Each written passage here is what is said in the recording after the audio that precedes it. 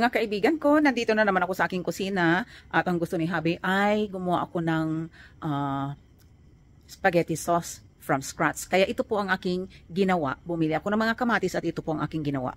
Hinugasan ko po ang kada isang kamatis, nilagyan ko ng islit dyan. Pagkatapos ito po ay pinakuluan ko. Sa kumukulong tubig, nilagay ko po ang mga may hiwa na mga kamatis at nagkaroon po ito ng mga blisters. Ayan po, kung nakikita ninyo, nagkukusang mabalatan ang ating kamatis. Ilulublob ko po ito sa malamig na tubig para madali nating matanggalan at kanya mga balat. Ito po ang mainit na kamatis na ating hinango mula doon sa kumukulong tubig. At ayan, ilagay natin dyan sa malamig na tubig at tanggal na po, tanggal ng mga balat niya. No? Huhugasan na lang at ito po ang magiging itsura niya. Ayan po, nabalatan na at ito ay tatanggalan natin ng buto at saka hiwa-hiwain ng maliliit. Okay, so eto na po ang ating nilinis na mga kamatis. Kung nakikita nyo, may mga iilan-ilang buto na lang pero karamihan po ng buto ay natanggal ko na po. Eto na po ang mga naging buto niya, tinanggal ko, sinala ko siya. At eto na po ang ating mga nalinis na kamatis, no? Kung makita nyo, iilan-ilan na lang ang mga buto niya natira. Okay lang po yan. Tinatanggalan ko po kasi talaga ng buto yung aking mga kamatis. Kahit ito ay aking kakainin sa salad, kahit sila ay hilaw, no? Tinatanggalan ko sila ng buto. Ito ay tinanggalan ko ng balat at buto. Pero meron pang natirang kukunti na lang, mangilan-gilan na lang na buto. Halos hindi mo na nga makitaan dyan, no? Ayan, no? Meron siyang ilang piraso dyan. So, ito ay gagawin nating spaghetti sauce. As per request ni Habi na gusto niya ng spaghetti sauce, kaya gagawa tayo ng spaghetti sauce. So, ang gagamitin ko nito ay ground beef, no? Ground beef ang ating gagamitin dito. So, magsusutay lang ako ng mga iba pang ingredients katulad ng onions at garlic, no? At lulutuin natin ang ating beef, doon yung ground beef, no? And then ito naman ay isisimmer ko, pakukuluan ko siya tapos i-blender ko ito para maging smooth sila. Bi-blender ko siya.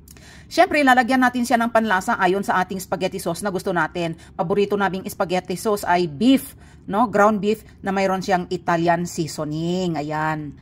Ibig sabihin, magkakaroon siya ng mga parsley. Ang tabayanan nyo lamang po at ako ay gagawa ng aking ibang ingredients. Lutuin natin ang ating ground beef na may mga iba pang panakot. Okay? Ang tabayanan nyo lang. Maraming salamat. Hello! Welcome back na naman sa aking kitchen at ito ang ating pagpapatuloy ng spaghetti sauce. Pero ang ating spaghetti sauce ay meron din pong meatballs. Kaya ito po muna ang ginagawa ko, meatballs po. Nag-ground ako ng meat. Ito po yung iba.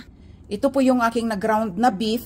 At nag-separate ako ng medyo maliit lang na bowl para panggawa ng ating meatballs. At ito na nga po ang meatballs mixture. Meron siyang Italian seasoning. Ang Italian seasoning ay merong parsley, oregano, basil, salt and ground black pepper, onion, garlic. Meron din red and green na bell peppers. Kasalukuyang nagcha-chop ako ng carrots. At ito pa po ang ibang carrots para lang po dito sa ating meatball na mixture. At syempre, ang ating binder dyan ay eggs at saka arrowroot. So, tatapusin ko lang ang pag-chop ng mga carrots at ituloy-tuloy ko na ang pag-mix nito at gagawa ako ng meatballs. At ito po ay iluluto ko sa pamamagitan ng pamimirito ng konti. Konting pamimirito lang para mabuo lang ang ating balls. At ito na po ang ating mga meatballs. Ready to cook na po ito. Naisipan ko, instead na ipiprito ko, ilagay ko na lang siya sa oven. Ayan, kaya medyo makintab-kintab siya kasi nilagyan ko na po siya ng olive oil para habang ito ay naluluto, mag-juice out po at matulungan silang maluto ng maayos sa ating oven. Naisip kong i-bake ito kasi nga, meron pa akong mga ingredients na dapat kong hiwain at i-chop-chop, no? Kaya doon na lang muna ito sa oven. Habang ito'y nasa oven, I will continue doing the chopping and preparation of other ingredients. Maraming salamat. So, dito sa ating mixture para sa ating spaghetti sauce, ito ay beef, lalagay ko na yung ibang ingredients. Ang onion. At nandyan na rin ang ating green and red bell peppers. At syempre, magdadagdag pa tayo ng more red bell peppers. And more red bell peppers, the more the merrier. Mas masarap. At ang chopped carrots, no? Finely chopped carrots. And more chopped carrots. Ayan, marami ang carrots natin. Yummy, yummy yan. Ayan, so natapos na rin nating i-chop ang ating mga main na mga ingredients dyan. So, isote po natin ito sa olive oil sa isang napakalaking kawali or wok or saute pan. Yung brazier pan natin ang gagamitin. Ayan.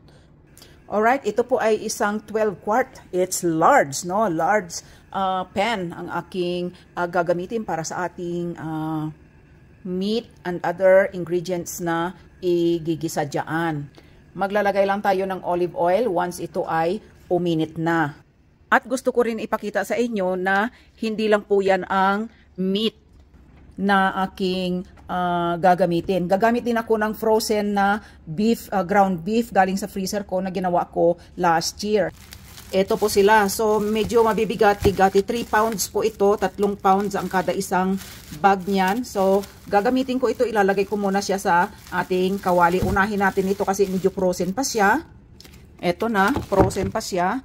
Binalot ko sa isang freezer paper para hindi po pagkaroon ng burning ang ating frozen na meat. At habang dinidefrost po natin sa kawali ang ating frozen na ground beef, babaliktarin na po natin ang binibake ko na meatballs. Ito po yun.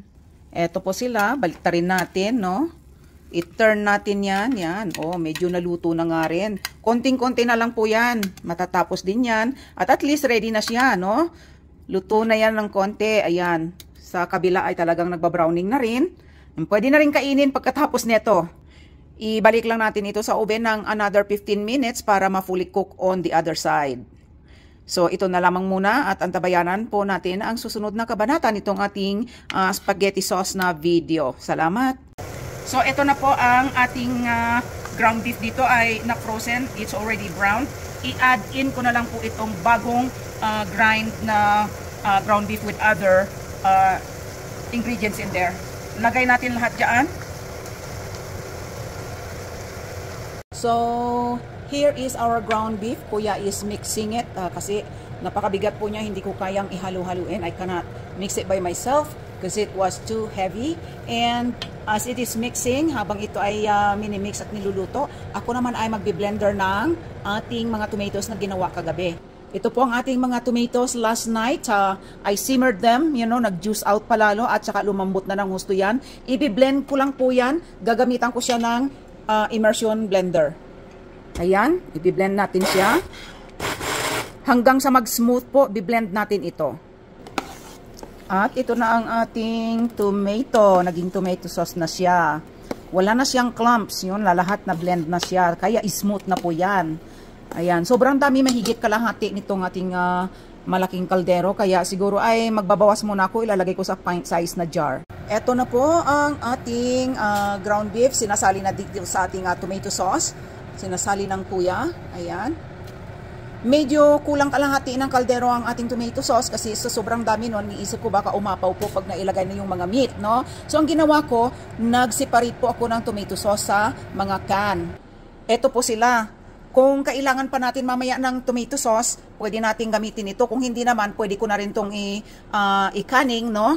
Painitan natin ng husto para magsilyado ang kanilang mga lids.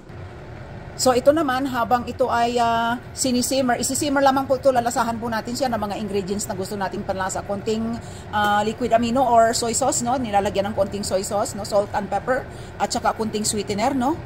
Kasi, nandyan naman na po lahat ng mga wet ingredients, yung ating mga vegetables. Ayan, kaya lalagyan na lamang natin siya ng panlasa. Naku, mukhang masarap na masarap po ang kalalabasan nito kasi homemade lahat, no? Pati ang ating tomato sauce ay homemade. Hindi po natin binili na nakalata siya o nakagarapon. Ayan, maraming salamat sa panunood. Antabayanan po ang mga susunod na upload ko. Ayan, medyo napupuno na nga. Tingnan. At meron pang natitira na meat, no? Ayan, antabayanan. Can you mix it a little bit, Han, to see how thick is it now? Nako, ang ganda po, marami siyang meat. Ayan, that is the best spaghetti sauce ever if you have a lot of meat. Plus, ayan, oh, yung ating meatballs ay naghihintay lang po dyan. So, tuloy-tuloy lamang ang ating pag-mix ng lahat ng ito at isimmer natin hanggang sa lahat ay maluto ng maayos, no? Tapos ang iba ay ikakaning, ang iba ay ready na rin kainin. Ayan po, maraming salamat. Pina-harvest ko si Bunso ng fresh oregano from my backyard garden. At yan po siya, gagamitin ko ito sa aking spaghetti sauce. Marami-rami din kasi naubusan ako ng mga dried. Yung unang na-harvest ko naubos na, kaya ito naman ngayon ang pangalawang harvest. Ito na ang oregano na hinarvest ni Bunso kanina. I chop them finely at ilagay na po natin dito sa ating spaghetti sauce na niluluto ko. At syempre po, lagyan din natin ng dehydrated na parsley. Ayan na ang dehydrated na parsley at yan naman po ang fresh na oregano na galing sa aming garden. Dahil ito po ay Italian spaghetti sauce, kaya meron po mga ganyang herbs. At atin ang haluin ito. Wala pong artificial coloring ito, kaya hindi siya mapulang-mapula, no? Ayan, halu-haluin lang. At i-simmer lang po, tuloy-tuloy lang ang pag-simmer nito, no? Hanggang sa mag-fully cook na lahat-lahat ng ating ingredients dyan sa kalderong iyan. Masarap po ang meatballs. Super yummy. Yan ang ihahalo natin sa ating spaghetti sauce. Pwede rin i-separate sila at ihalo na lang mamaya. Pwede rin kainin ng ganyan lang. Ayan po, spaghetti meatballs. Tamang-tama lamang ang taas ng ating spaghetti sauce after na nailagay lahat ang meat. Meron pa tayong maliit na espasyo dyan para ma-accommodate ang ating mga meatballs. Mabuti na lang, tinanggalan ko ng 6 pints. No, hindi, 5 pints. 5 pints po na tomato sauce. Sa gayon ay hindi po sila umapaw. Ito po ang aking mga tomato sauce na sineparate kanina. Ito ay ikakanin ko. So ang gagawin ko, lilinisin ko ng vinegar ang gilid nito. Ganito lamang, nilagyan ko ng sinawsaw ko sa vinegar yung paper towel at ito ang gagawin nating pamahid dyan sa gilid ng ating mga jars. Para sa gayon, sigurado tayo na magsilyado ito ng husto. Ayan, nalinis ko na. Lagay natin ng lids, no? At ilagay natin itong ring para i-press down ang kanyang lid. Nang sa gayon ay magsilyado po ito habang ito ay pinapakuluan. In the future, meron na po tayong tomato sauce na magagamit. Hindi na kailangan bumili sa tindahan. Meron na tayong nakaprepare dyan na kaning at ito ay magtatagal ng 5 to 6 years. Basta maganda po ang pagkakaning nito at ang kanyang pagka-preserve, hindi po ito basta masisira.